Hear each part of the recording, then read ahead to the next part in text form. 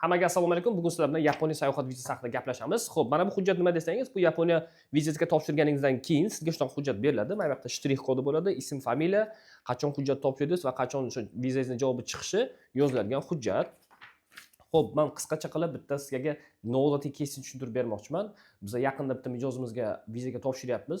Hujjatlari normalniy, hammasi joyida. Lekin viza chiqqanda viza ham bermayapti, lekin отказ ham bermayapti. Kim bilmasa, Yaponiya vizasida отказ berilsa, oxirida, ya'ni pasportda o'sha shtamp uriladi.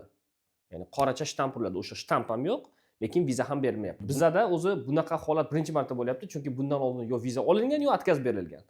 O'shaning uchun hujjatlari so'rovga o'tmaganligi sababi biz qaytadan yana vizaga topshiryapmiz. Nasib bo'lsa, javobi chiqsa, endi kutamiz.